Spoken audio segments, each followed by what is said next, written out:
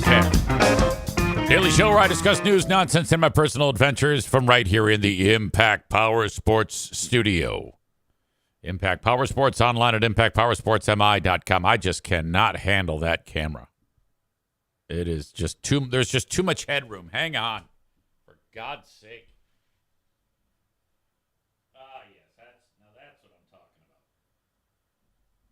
about. Right away. All day yesterday, I talked about how the frickin' Lions game was coming up on Saturday. Well, that was wrong. The game is Sunday. That makes things, well, different. I mean, it's easier to watch when it's on Sunday. But again, I don't feel good about this game. I'm just going to come out and say it. They're going to lose. You know what they say? Expect the worst, hope for the best. They're going to lose. Now, if they win, I'll be like, oh, glad I'm wrong. And off we go.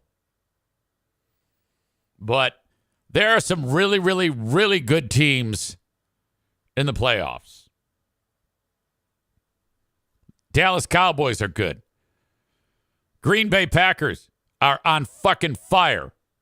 The Rams, even hotter. And we haven't even gotten to San Francisco yet.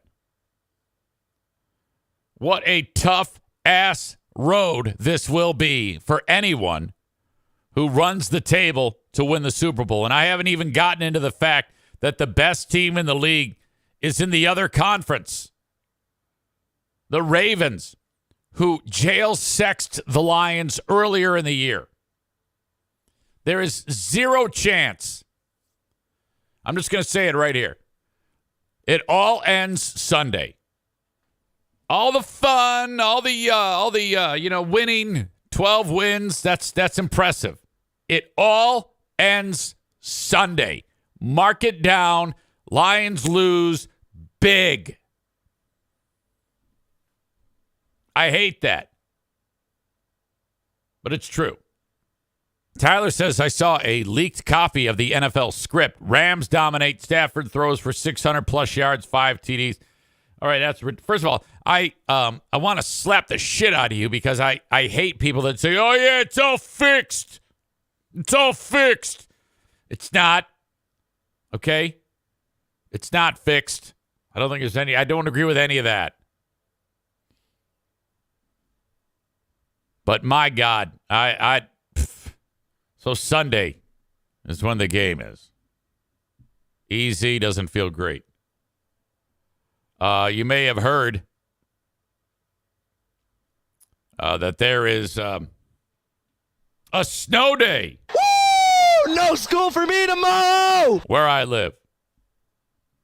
Which is interesting because the roads, all the major roads are in fine shape. The temperature is not that cold, so the snow was like heavy and wet, and they kind of did a great job of cleaning it all up. But for whatever reason, they said, nah, fucking stay home. Stay home. And Lost calls the snow day. Breaking news. Breaking news. That's Aiden Lynch, who I think is still in school. Stevie says main roads are fine, just wet. Side roads, slushy. Brandis says it's super gnarly here in Iowa. 2 snow days for us.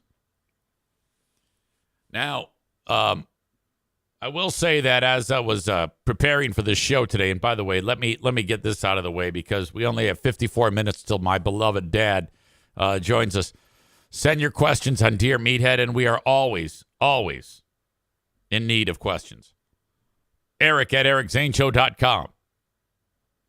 For Dear Meathead with my beloved dad. Send them along, and we will chat coming up right around 9 a.m.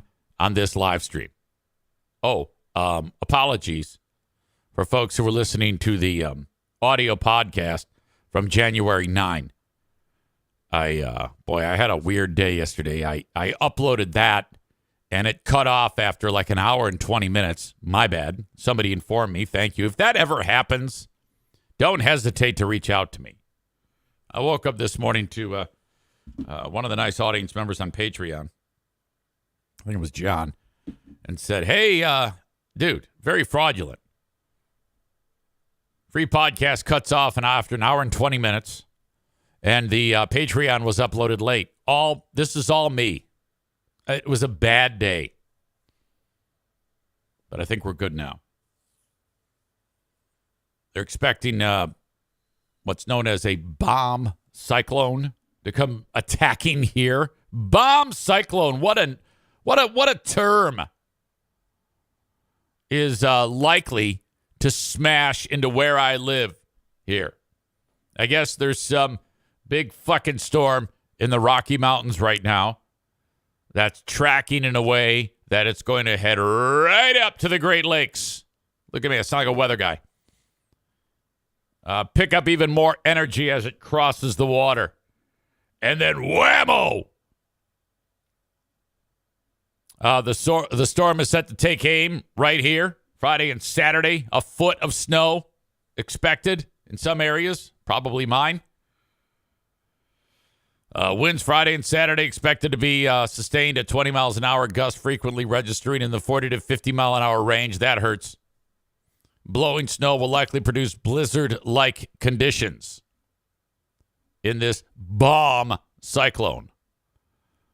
That terminology comes given to a rapidly intensifying storm that undergoes a pressure drop of 24 MB or more within 24 hours.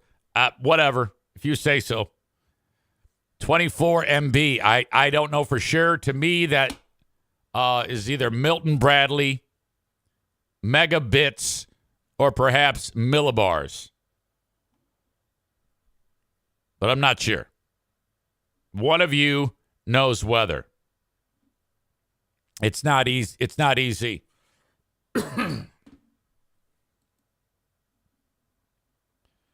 Chris says, good morning. Live as hell, man. Radio Voice Linda says, Dan Campbell will find a way. He is not going to find a way. Mitch K says, are you putting a wager on it, Zane? No, I typically don't bet.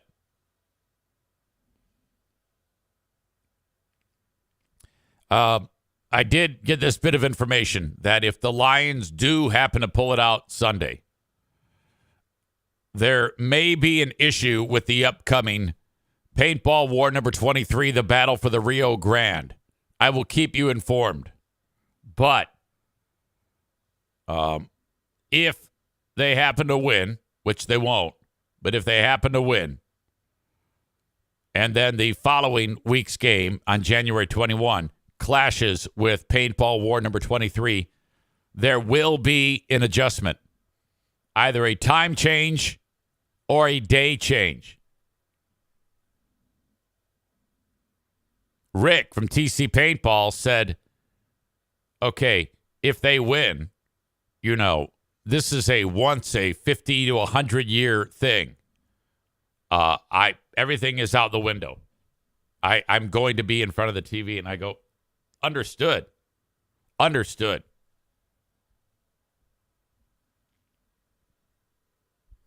We will see.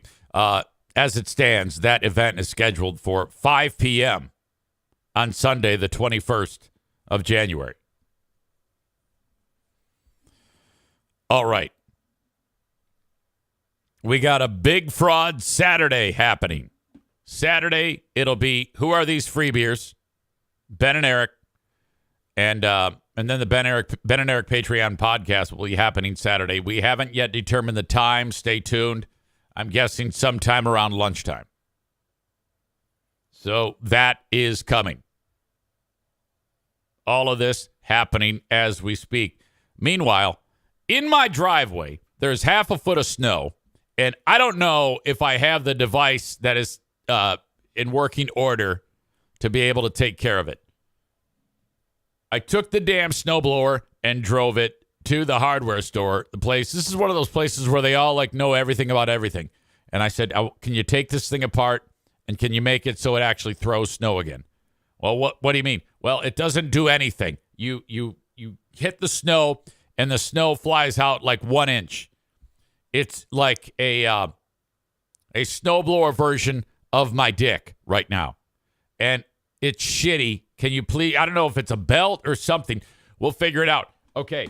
So then they call me up and they go, all right, we're done with your snowblower tune-up. I go, well, I mean, I didn't want a snowblower tune-up. I mean, I didn't want. They go, well, yeah, we changed the spark plug and we put a new this on it and a that on it. I go, is that going to help the ability to throw snow? And the guy says, I don't know. I go, why not? He says, because we don't have any snow to test it. And I'm like, well, yeah, I know that, asshole. You don't need to say that. But surely you can tell if something is loose. I mean, I don't repair snowblowers, but I'm guessing that if you take the fucking thing apart and something's loose and you, in fact, tighten it, you can probably deduce that its ability to throw snow would be improved. Yay or nay? All right, come get your snowblower. So I don't know if this fucking thing works. I'm going to find out because I've got that asshole Slurpee snow in the driveway right now. And you know me.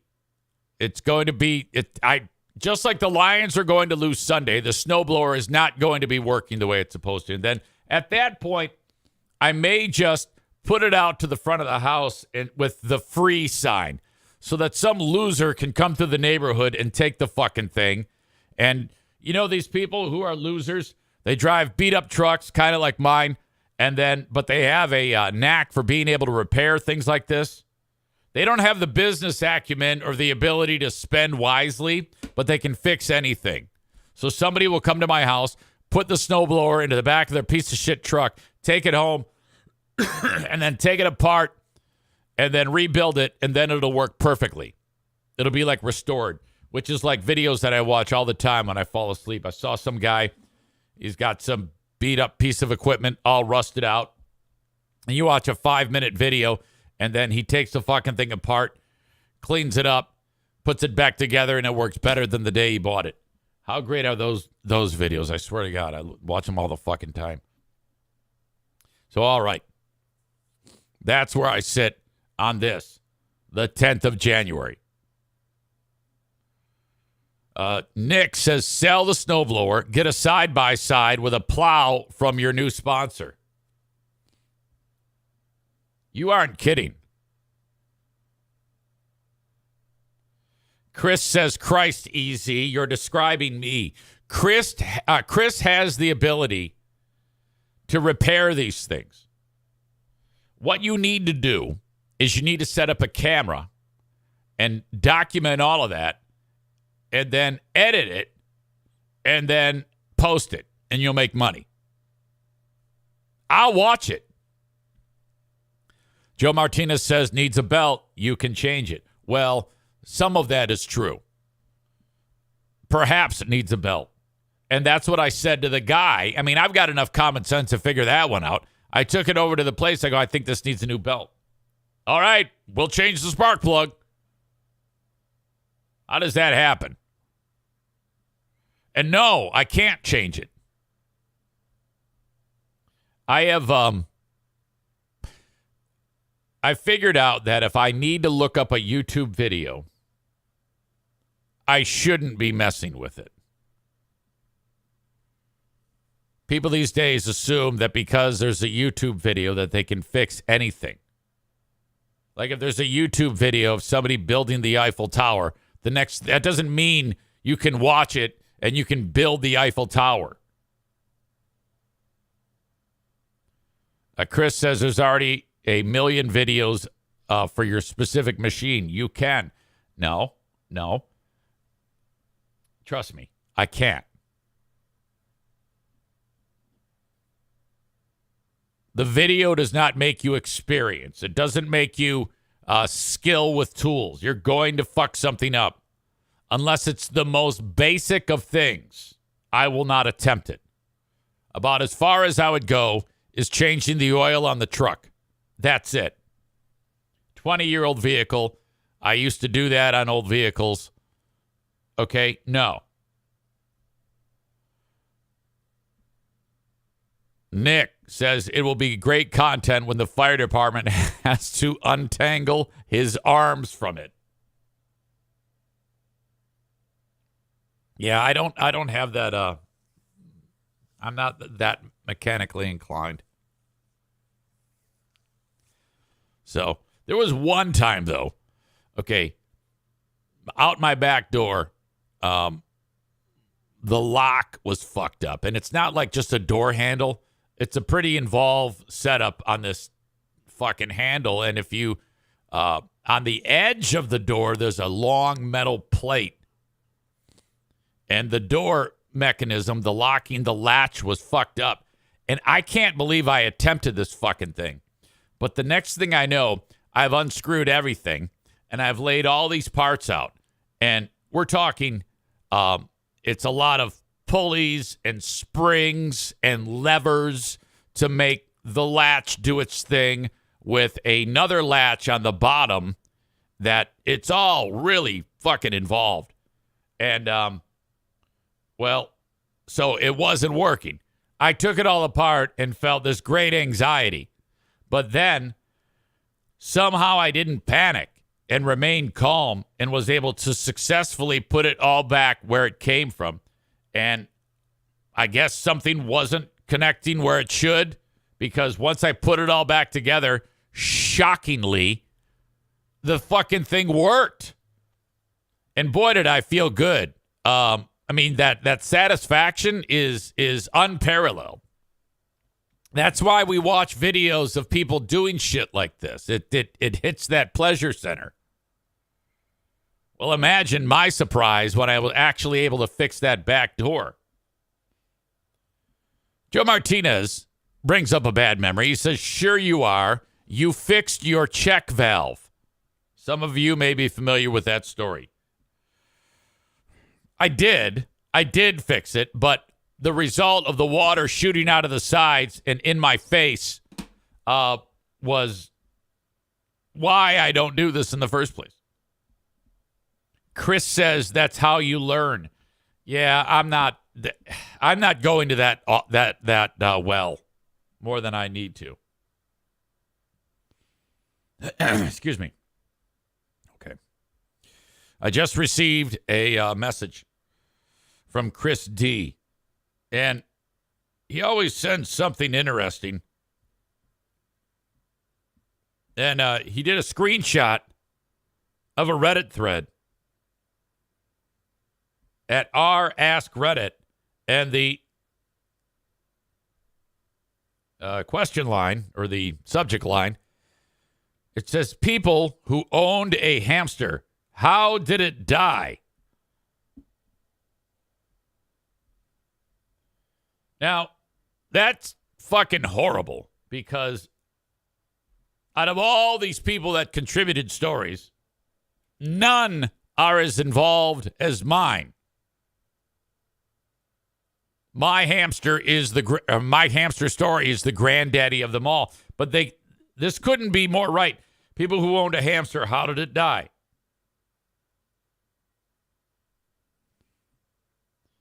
Above it, it says hamsters never go out normally. And this is so true. I had the one get cooked in the car. I had the one that snuck out of the cage and was never found. And then the big kahuna. This person added to the comments, not my hamster, but a friend was handling it and it bit his finger. He panicked and accidentally flung it into the fireplace. Oh, God. Now that actually sounds worse than what I did. I don't know. That was an accident. What I did was euthanasia. And I frankly don't want to look at any more of this because of what I'm already going to have the recurring dream because fucking Chris sent it. I need to minimize that chance and how terrifying the dream is going to be by not looking at it anymore. But I just want you to know. that if you're ever pissed off at me, you can send something like that, and you are going to mess with my fucking brain. Now, Chris is not pissed off at me. He's just sadistic because you have now interrupted my sleep. A future soon, like tonight, tomorrow, maybe the next day. Maybe if I talk about it enough, that a morsel of information will leave my brain and it won't actually affect my sleep. Son of a bitch. Coal's not helping. Did it melt in a car or splatter off a tree? Yeah, the word splatter is rough. And referring to it as melting. Never, ever fun to even think about. All right. For those of you that are enjoying the show on Facebook, X, and YouTube, I'm going to send you on your way. If you want the rest of the show, you can get it on Twitch. Download the Twitch app today. And then search Eric Zane Live and follow me, and then you get the full show uninterrupted. I shouldn't say that. There are some interruptions because Amazon throws in commercials. If you want to skip those commercials, you got to subscribe. And you can do that one of two ways. Linking up your Amazon Prime account if you have it, or paying a few bucks. Some people do that. Thank you. I appreciate that. I don't really pitch that often. I feel like there's enough money flying out the door. Nevertheless, there you go. As always, there is a Patreon bonus podcast each and every day of the week, which also I have a number of other interesting, fun shows, including the Ben and Eric Patreon podcast. And this week, Saturday, on a Big Fraud Thursday, Who Are These Free Beers?, where we will be reviewing one of America's top morning radio programs, the infamous or famous Free Beer and Hot Wings Show. Ben and I will be breaking down more of what goes on there. By the way, if you ever listen to that show, and I understand a lot of people, there is a lot of audience sharing. If you ever hear something that needs to be reviewed on Who Are These Free Beers, please drop me a note, send me an email, whatever, and give me a timestamp, or generally about the time that it happens, whatever it is, and we will go from there, and we will check it out. All of your tips are appreciated. Patreon.com/Eric Zane. Try it for free for 7 days. And there you go. Thank you so much. So you folks on Facebook, X, and YouTube, have a good one, and bye-bye.